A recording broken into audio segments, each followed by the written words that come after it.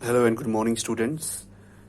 आज हम numerical portions को आगे बढ़ाते हुए एक और न्यूमेरिकल करने जा रहे हैं रिगार्डिंग द इलेक्ट्रिसिटी। और हम आज जो न्यूमेरिकल करने जा रहे हैं this is relevant to the topic resistors when placed in parallels. तो चलिए चलते हैं न्यूमेरिकल की ओर। फ्रॉम द सर्किट शोन, जो हमें सर्किट यहाँ बताया हुआ है, calculate the value of current through each resistor. जो सर्किट हमें दिया गया है, हमें वैल्यू ऑफ करंट हर एक रेजिस्टर से निकालना है। सबसे पहले देखते हैं कि हमें सर्किट में दिया गया है। हमारे पास जो ये अरेंजमेंट है, मेरे पास 3 रेजिस्टर्स दिए हैं, they are connected in parallels. अब पैरेलल्स इसलिए दिए गए हैं क्योंकि हमें सर्किट डायग्राम में बताया हुआ है कि जो करंट है ये है डिफ्रेंशिएट हो रही है, ये अलग अलग जा रही है I1, I2, I3 की शक्ल में। दैट मीन्स यहाँ पर करंट जो है वो डिवाइड हो रही है, और साथ ही साथ हम देखेंगे कि जो वोल्टेज है इट इज रिमेनिंग कांस्टेंट। जब भी वोल्टेज आपकी कांस्टेंट रहे और करंट डिवाइड हो, उस अरेंजमेंट को हम कहते हैं resistors are connected in parallel. तो इसी पैरेलल अरेंजमेंट में मुझे वैल्यू ऑफ करंट निकालना है हर एक रेजिस्टर से। जो मेरा R1 यहाँ पर 5 ओम है, R1 5 Om, R2 and R3। R1, R2, R3 मेरे पास जो 3 रेजिस्टेंस दी गई हैं, मुझे इनके अक्रॉस I1, I2, I3 की वैल्यू कैलकुलेट करनी है। This is the first thing जो मुझे कैलकुलेट करनी है। बी पार्ट जो मुझे कैलकुलेट करना है वो मुझे क्या है, निकालना the total current in the circuit. इस सर्किट में नेट करंट, टोटल करंट कितनी जा रही है, ठीक।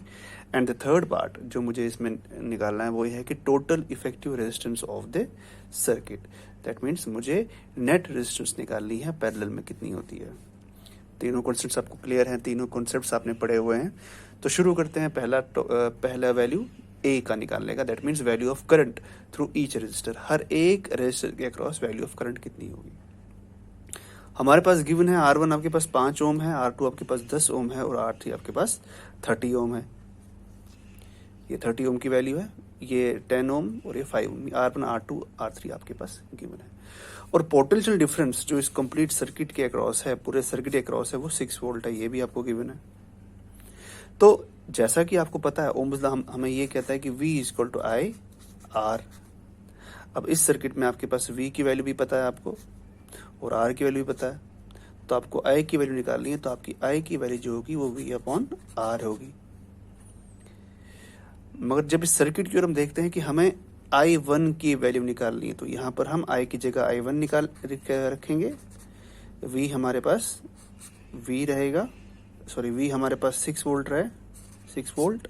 और R जो है उसकी वैल्यू आपके पास कितनी है, 5 ओम, जब आप R1 का केस ले रहे हैं।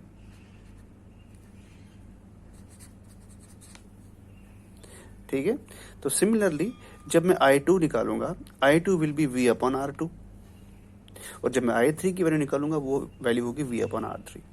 तो मैंने रेस्पेक्टिव वैल्यूज V और R1 की पुट कर दी है। यहाँ पहले केस में आपका V जो है वो 6 है और R1 जो है वो 5 है। V तीनों केसेस में सेम रहेगा क्योंकि potential difference resistors in parallel में हमेशा सेम रहता है। तो V की वैल्यू तीनों जगह सेम रहेगी। R1 की वैल्यू जो है वो रेस्पेक्टिव वैल्यूज में पुट करेंगे। पहले R1 की वैल्यू 5 ओम थी, R2 की वैल्यू जो है फिर 10 ओम, और R3 की वैल्यू 30 ओम। तो मैंने ऐसे करके I1, I2 और I3 की वैल्यू यहाँ पर कैलकुलेट कर रही। I1 की वैल्यू आप हमारे पास 1.2 एम्पियर आई, और I2 की वैल्यू 0.6 एम्पियर क्योंकि 6 डिवाइड बाई 10, और I3 की value 6 divide by 30, it will be 0.2 ampere. So these are the value of I1, I2, I3। 6 1 6, 6 5 30। हमने यहाँ पर I1, I2, I3 की वैल्यू कैलकुलेट कर दी। दैट मीन्स हमारा पहला सेगमेंट हमारे पास क्लियर हो गया कि हमने करंट थ्रू ईच रजिस्टर निकाल ली है। 5 ओम के थ्रू 1.2 एम्पियर की करंट जा रही थी जो I1 थी, और 10 ओम के थ्रू I2 की करंट जा रही थी जिसकी वैल्यू मेरे पास 0.6 एम्पियर आई, और जो थर्ड मेरे पास रजिस्टर था जिसकी 30 ओम वैल्यू दी गई थी, उसके थ्रू जो I3 की वैल्यू आई मेरे पास वो आई 0.2 एम्पियर। तो दैट मीन्स पहला सेगमेंट मैंने क्लियर कर लिया। Let's calculate part B, that is the total current in the circuit. इस सर्किट में टोटल करंट कितनी है? एज वी ऑल नो, जब रजिस्टर्स पैरेलल में होते हैं तो उस वक्त जो नेट टोटल करंट होती है, करंट जनरली उसमें जो डिवाइड हो जाती है, जितने भी रेजिस्टर्स है उनके अक्रॉस जो है करंट डिवाइड हो जाती है, तो नेट रेजिस्टेंस जो होगी, सॉरी जो नेट करंट होगी जो है वो होगी बराबर किसके, आपके आई जो है, आई करंट यहाँ से आ रही है, I1 यहाँ से जा रही है, I2 यहाँ से जा रही है, I3 यहाँ से जा रही है। जब नेट करंट हमें निकालनी है वो तीनों का सम होगा, तो I1 plus I2 plus I3, वही मैंने वैल्यू यहाँ पुट की, I1 plus I2 plus I3 respective values मैंने पुट कर दी यहाँ पे, और 1.2, 0.6 एंड 0.2 एम्पियर आपके पास जो टोटल करंट आई वो आपकी वैल्यू 2 एम्पियर की आई। अब तीसरी चीज जो आपको कैलकुलेट करनी है वो आपको कैलकुलेट करनी है total effective resistance of this circuit. इस सर्किट के across total effective resistance, that means हमें नेट रेजिस्टेंस निकालना है इस सर्किट का। सर्किट कौन सा है? When resistors are connected in parallel. हमें फॉर्मूला लर्न है इसका, हमने फॉर्मूला इसका डिस्क्राइब भी कर रखा है कि when resistors are connected in parallel, total resistance is equal to the sum of reciprocal of individual resistances. लिख लेते हैं, since R1, R2, R3 are connected in parallel, जो इफेक्टिव R होगा वो किसके इक्वल होगा? 1/RP। ये फॉर्मूला हमने डिराइव कर रखा है पिछली बार, 1/RP is equal to 1/R1 plus 1/R2 plus 1/R3। जब मैं रेस्पेक्टिव वैल्यूज इनकी पुट करूंगा, ये 1/5 प्लस 1/10 और ये 1/30, इन तीनों का मैंने एलसीएम निकाल लिया यहाँ पे, और यहाँ पर 5 6 जा 30, 6 1 जा 6, 10 3 जा 30, 3 1 जा 3, 30 को 30 से डिवाइड किया, जो आंसर आया उसको ऊपर से मल्टीप्लाई किया। मैं यहाँ पर क्या कर रहा हूँ, मैं डिनोमिनेटर को ये जो एलसीएम मेरे पास आया, मैं 30 को 5 से डिवाइड कर रहा हूँ, आंसर 6 आ रहा है, और 6 जो है उसको मैं मल्टीप्लाई कर रहा हूँ ऊपर वाले न्यूमरेटर से, 6 1 जा 6। वैसे ही 10 3 जा 30, 3 1 जा 3, 30 को डिवाइड किया मैंने फिर 30 से, हमारे पास 1 यहाँ पर आया, और 1 को किया मल्टीपल 1 से, तो 6 प्लस 3 प्लस 1, ये बेसिक मैथ्स है।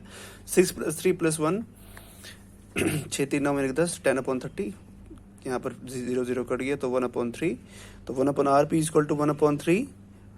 तो हमारे पास जो RP की वैल्यू आई वो आई कितनी? 3 ओम। दिस इज 3 ओम आपके पास वैल्यू आई RP की। तो नेट रेजिस्टेंस इन पैरेलल जो आपके पास आई वो आपके पास आई 3 ohm. So this was the numerical regarding resistors connected in parallel. अब मैं फिर से आपको एक न्यूमेरिकल घर के लिए करने को दे रहा हूँ, और मुझे उम्मीद है कि आप मुझे इसका आंसर व्हाट्सएप करके देंगे।